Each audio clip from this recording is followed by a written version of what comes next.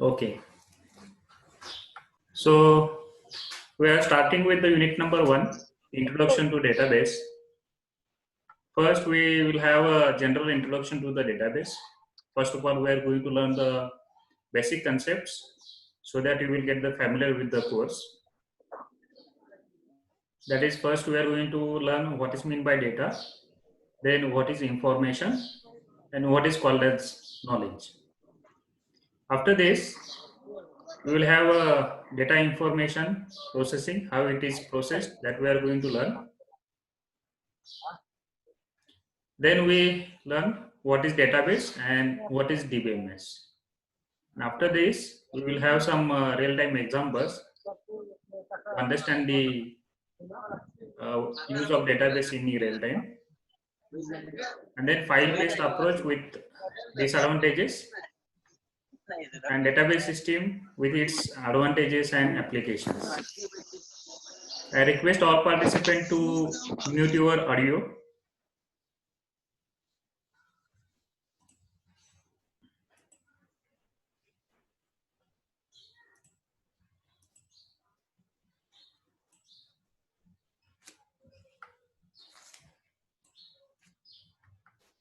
So what is data? What do we mean by data? So the raw facts are called as data. The word raw indicates that they have not been processed. That is called as data. I will take one example to understand what is data. So for example, 89 is the data, or anything that is text image is called as data. Here it is. Again, I am repeating. What is data? Raw facts are called as data. For example, 89 is the data. So data is a collection of distinct small unit of information. It can be used in variety of forms like text, numbers, media, bytes, etc. It can be stored in piece of paper or electronic memory. So basically, data is what? Data is nothing but the text, numbers, media, and bytes. And they don't have any meaning for this. It is called as raw data. So word data is originated from the word datum. That means single piece of information. It is the plural of the word datum. So what is data? It could be number, it could be facts, it could be observations, it could be measurement, it could be graphs, quantities, etc.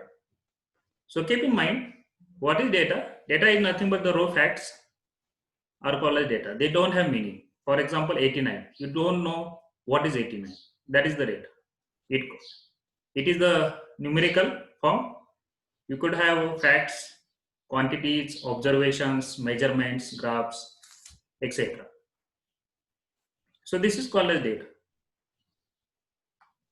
So next is, what is information? Information is known as processed data. When you process data, it is known as information. What is meant by processing is, just see with the example. We have taken 89 as a data.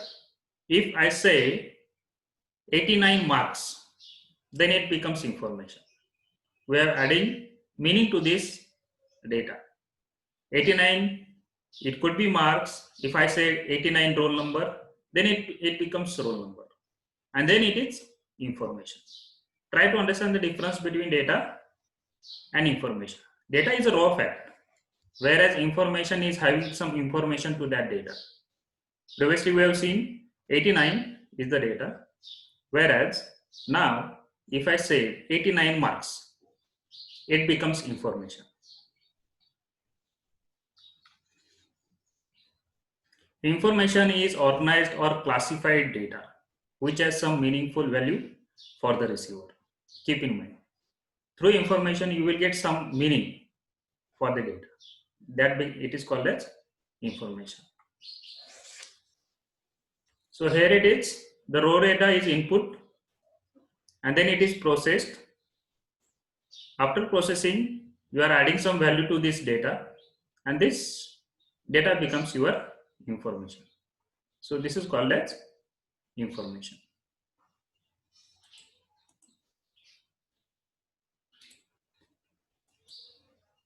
After understanding information, we are going to learn what is knowledge. Knowledge is nothing but it is basically refers to practical use of information. That is, you are familiar with the current example, that is roll number, marks. Then a particular person is having 89 percentage marks, then it becomes knowledge. It must have a practical use of information. Again, what is knowledge? Knowledge necessarily involves a personal experience. With information, you will have a personal experience. For example, 89, that is marks. That is your personal experience. It becomes the knowledge. Suppose I said 89 is a roll number. 89 roll number is the personal experience. It becomes the knowledge. So these are the three terms. They are having different meaning. First is data. That is nothing but the raw data. Next is information. We are adding the meaning to the information. Meaning to the data. And then we are using that information in practical use. It becomes the knowledge.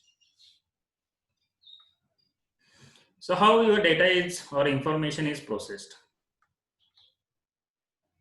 The process of converting the raw data, that is raw facts, into meaningful information is called the data processing. It is also called as information processing. So how it will happen? First is data. When you are having the raw data and you are going to process it, when you process the raw data, then it becomes information. Now in your hand you will have information. That information, now you are going to process it, and then that information becomes knowledge. So this is called as data processing. This is called as information processing. Your data is processed, then it becomes information, and your information is processed, then it becomes knowledge. So keep in mind, in business processing, knowledge is more useful to make the decisions for any organization. Knowledge, you are familiar with knowledge is power. In business, processing the knowledge is more useful to make the decision to carry out your business and day-to-day operations to move forward your organization. So this is what the importance of the knowledge is.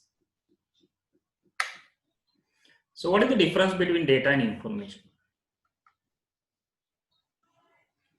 Data and information. Data is called nothing but the raw facts, as we have seen, and information is nothing but the processed data.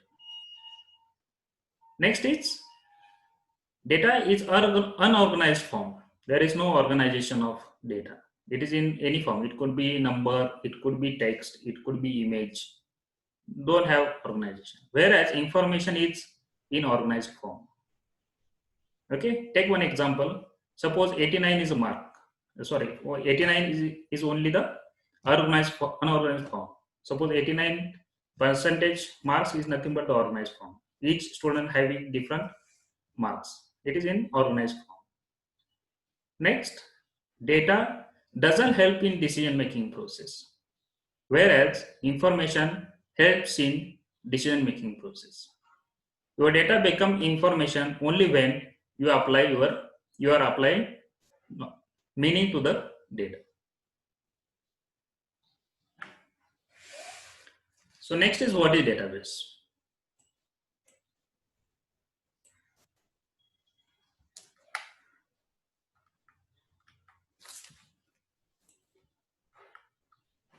A database is organized collection of data generally stored and accessed electronically from a computer system. Keep in mind, database is organized collection of data.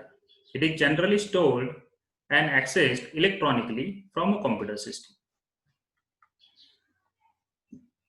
You can organize data into tables, rows, columns, and index it to make it easier to find the relevant information.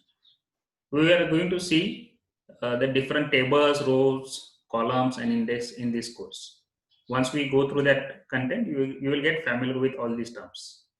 So in database, you can organize data into tables, rows, column, and you can index over it to make it easier to find relevant information. The main purpose of the database is to operate a large amount of information by storing, retrieving, and managing data. This is the main aim of the database. You have to store large amount of information and you have to retrieve and manage your data. So this is the symbol used for the database. This symbol indicates that it is the database wherein you are keeping the data. You may come across this symbol on the internet with respect to databases. So this is the symbol which indicates the database. It's a standard symbol used in the industry to denote database. So what is DBMS? DBMS, long form of DBMS is database management system. So what is that database management system?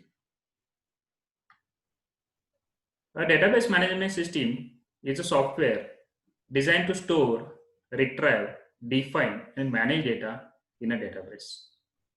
Keep in mind, this database management system is one kind of software which will help us to query over the database. Query over the database is nothing but you are storing the data, you are retrieving the data, you are defining the data, and you are managing the data. So these operations you can carry out over your database with the help of DBMS. That is nothing but one software which will help you to perform all these operations. For example, in the market, you have heard about the Oracle, MySQL, PostgreSQL, and there are many more database management systems which will use to store the database and manage the database. DBMS provides the interface to perform various operations like creation, deletion, and modification. So this DBMS provides the interface to perform various operations like creation of the database, deletion of the database, modification of the database. So keep in mind, DBMS is one kind of software which will interact with the database to create, to delete, and to modify the data. So it is one of the interface between user and the database. So database allows the user to create their database as per their requirement. As per the organization, there are different ways to store the data. There is structure that we are going to learn in next chapter. So each organization has its own database. So DBMS software allows us to create database as per the requirement of the organization. DBMS accepts the request from the application and provides specific data through operating system.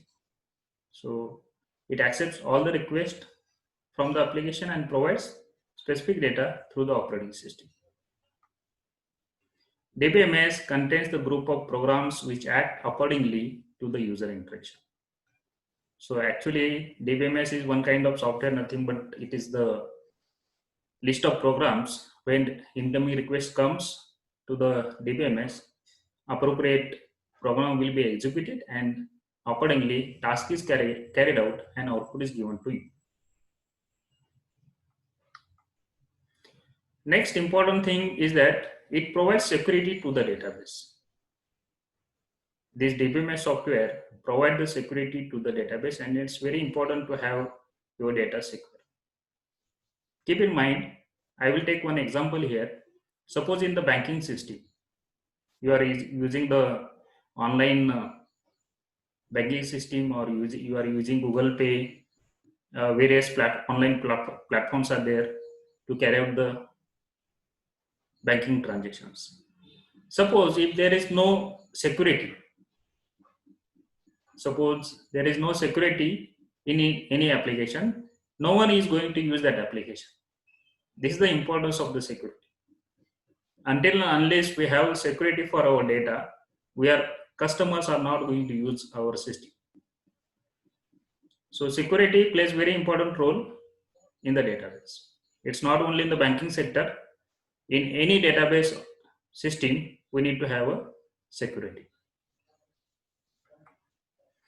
I will take some real-time examples to understand the database where our database is used. So take one example: purchases from the supermarket. You have visited to DMart, wherein at the billing counter you will come across that computer and they are doing your bill. Actually, they are using the database management system to perform your billing. They will have record of your purchased item price, and they are automatically generating the bill. Within a fraction of seconds, they will generate the bill, and that bill is given to you, as well as it will store in the database. So suppose there are large number of transactions per day in DMart. So at the management level, suppose manager want to know which item is sold uh, at the first time. So automatically, by looking at the database, the manager will come to know that particular item is sold most in the DMart. Suppose database that manager want to know what is the sale of this particular week, what is the sale of this particular month. So such kind of numbers manager will get by looking at the database. So this is how the database will help the manager of DMart in day-to-day life to take the decision. Next is purchases using your credit card. You are using the credit card. It is stored, your data is stored in the server.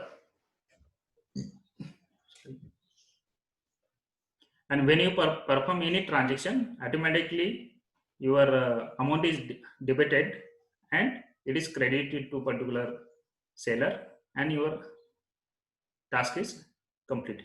So this is the one example of database. Whatever information with your credit card is stored in the database.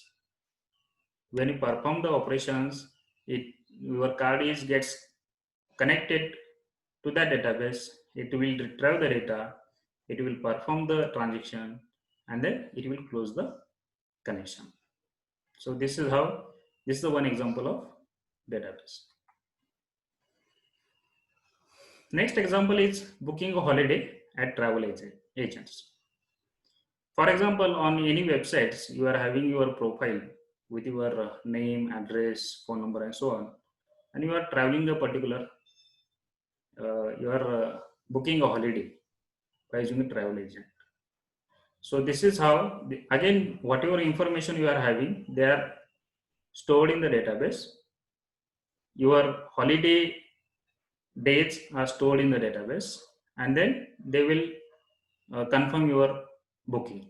This is how your holiday is booked.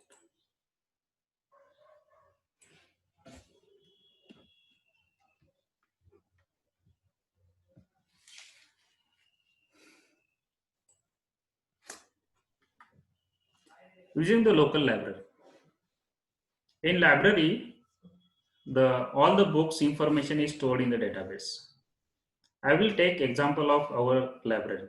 In ADCD library, when you enter into, at the right hand side there is computer through which you can access the name of the book, whether that book is present in our library or not.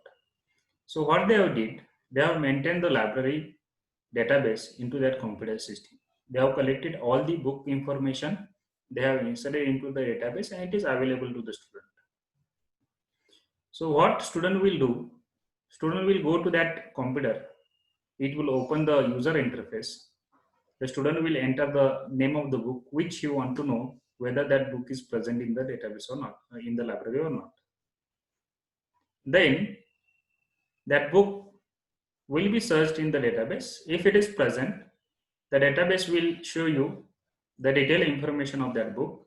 And if it is not present, the database give you a message that particular book is not present. So again, this is one of the example of database used in the library. There are various uses of this database for the library person. They can manage by looking at behind the scene. They will look how many books are issued, how many books are written, a particular book is how much day with the student, whether that particular student is having good history, means he is issuing the book at time, returning book at time, that they can look at. Taking out insurance. Next example is insurance companies. In insurance companies, they are filling the form on their online or offline. They are entering all this information into the database, and then after doing that money transaction, they will give you insurance. So they will use the database to maintain the customer's records. Each and every customer is recorded, is stored in the database present in the insurance. Next is using the internet. There are lots of things to speak on, but I will take one simple example in day-to-day life. You are having the data pack. It could be 1 GB per day. It could be 1.5 GB per day. When you use data per day, per hour, it will reduce that much content from that your total allocated gigabytes. So again, 1.5 gigabytes database is allocated to you, and then it is stored in the database.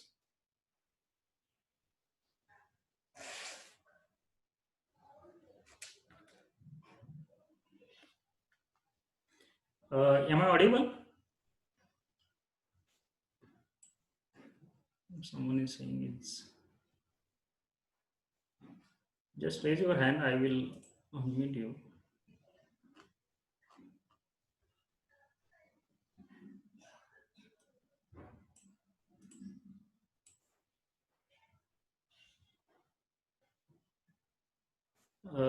I think I'm audible to all. Abhishek will have some problem with my voice. Just increase your volume at your end and just check the internet connectivity. You should be in good connectivity, because other students are saying there is no. The students are saying I am audible.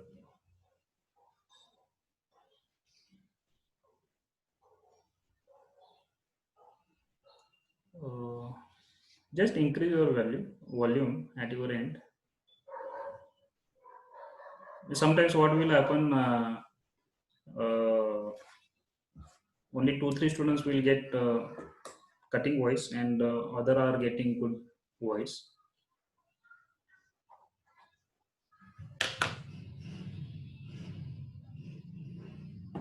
Okay, I will continue. Please permit us, because two students are saying only this voice problem.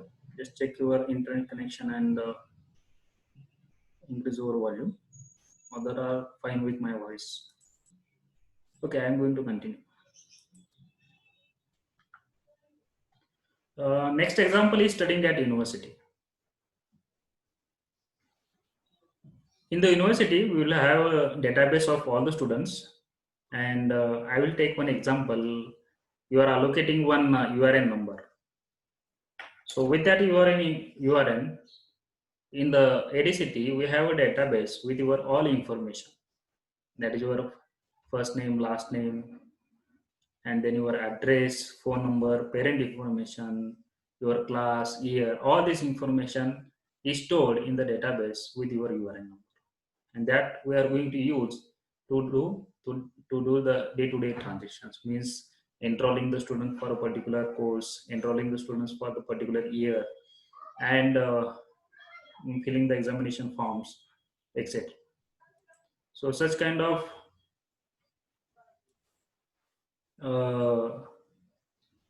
transactions are carried out with your database. Latecomers, just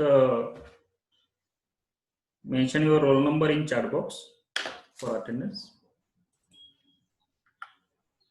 Suppose there is no database. What will happen? Previously, there is no database. At that time, what they will do? What they were doing? They are keeping data by using the manual work, like writing on the paper.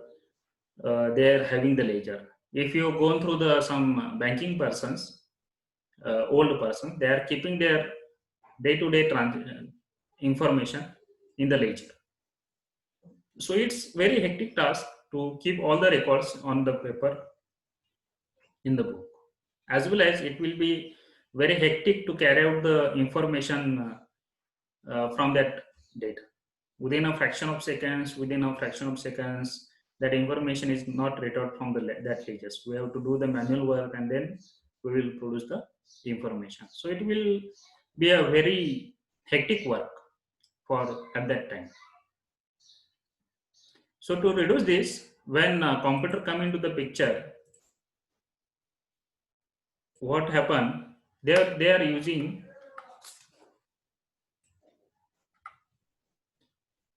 the files. There were no database previously, but when computer come into the picture, they are using the file to store the data. So you are familiar with the MS Word. Before that, file system is present, wherein all the data is stored in the computer system.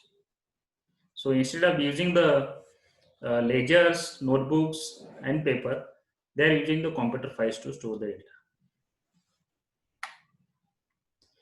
So this is the earliest business computer systems were used to process business records and produce information.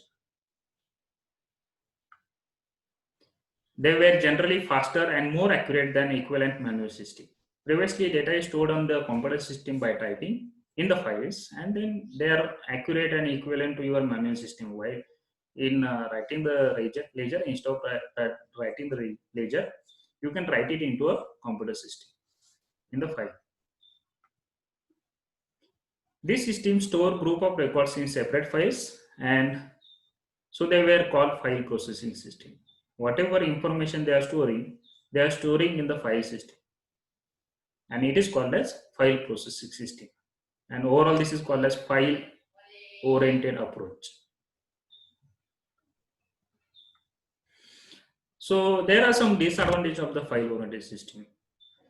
Though it is flexible to store the data in the computer system, some of the limitations are there file oriented system.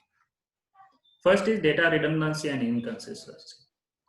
You can have a duplicate data in your file system, and you can have a inconsistent data in multiple files. So this is one of the limitation of the file oriented system. These are the new terms: data redundancy and inconsistency. When you go through this subject, you will understand what is meant by data redundancy, what is meant by inconsistency, and what is the importance of it to have a good, consistent, and non-redundant data into your database. Just go through. I'm going to go through some of the limitations, trying to just understand. If you don't understand for time, when you understand this, when you go through this course, you will get the idea of all these terms. Difficulty in accessing data. Though it is stored in the computer, in the file oriented system, it's very difficult to access the data, because a particular piece of data is stored in the file in multiple files, and that it becomes very difficult to retrieve that data. So this is one of the limitation of accessing the data. Next is data isolation. Data is stored in multiple files and it becomes isolated. So this is one of the limitation. there are concurrent access anomalies. When you are accessing the data, there are concurrent access anomalies are there, and they are in simple words we can say it is the some difficulty to access your data. Next, there is no security for the file oriented system. There is security problems. Next, integrity problems. Again, what is integrity we will learn afterwards. There is problem with the integrity in file oriented approach. And most important, there is atomicity problem. What is atomicity we will learn later on, but this is the problem with the file oriented approach. To overcome these limitations, we are using the database system.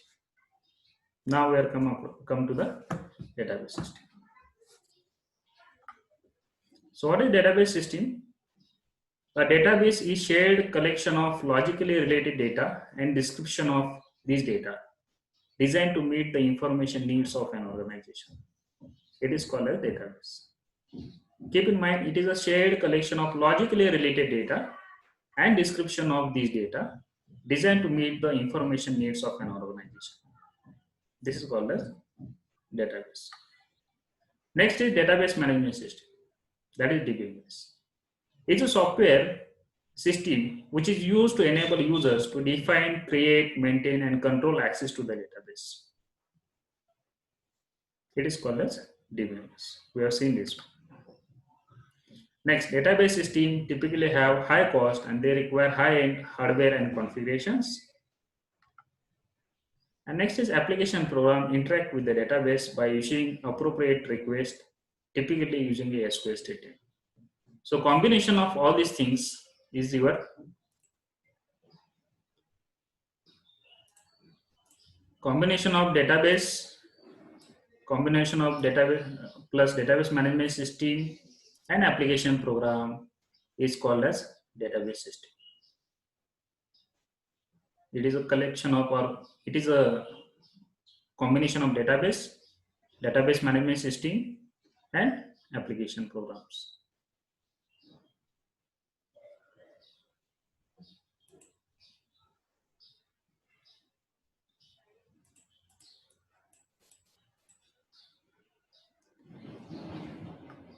So this is the diagrammatic representation of the database system. These are the different users that interacting with the application. An application is going to interact with the DBMS with your database, and then it is interacting with the operating system, and then the result is given back to the users. So what are the advantages of DBMS? First advantages is data independence.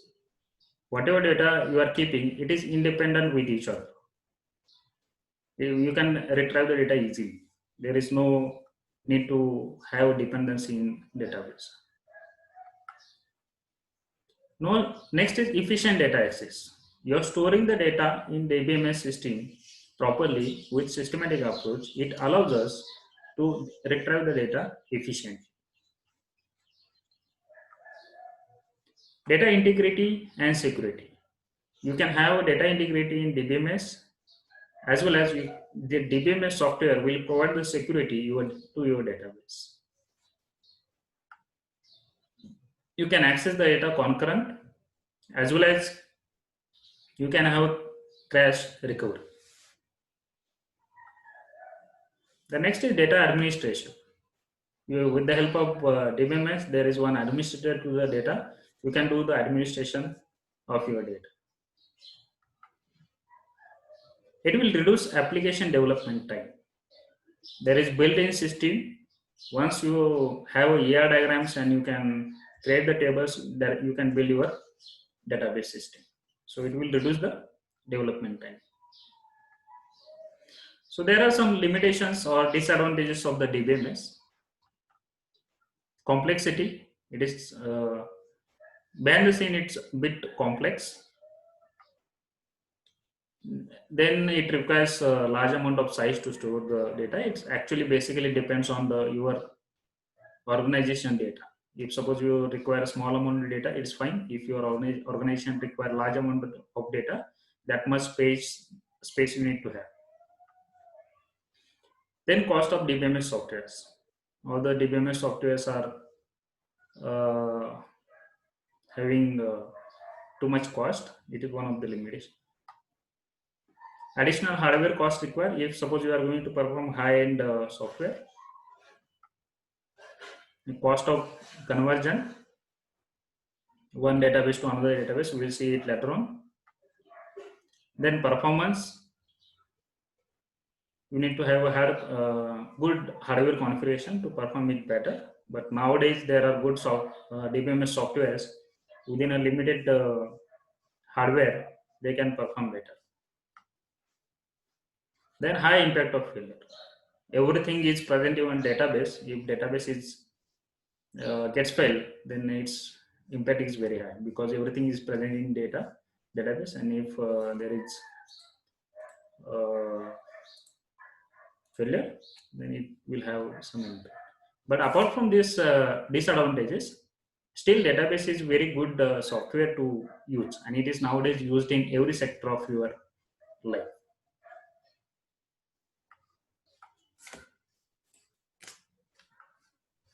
So this is the last slide, database applications. So these are the applications of the database. Database is used in banking transactions. It is used in airlines for reservation and schedules. It is used in the universities for registration and grades. It is used in sales for keeping the record of customers, keeping the record of products, purchases, and so on. It is used in online retailers, order tracking, customization, and recommendations. It is used in manufacturing for production, inventory, orders, and supply chain. For mechanical persons, it's very important to understand the production, inventory, and orders and supply chain. It is also used in human resources to keep the employee records, salaries, tax deductions. If you go for higher education in your life, this once you know the what is database and business intelligence, how it is carried, it's plus point to you in your curriculum. So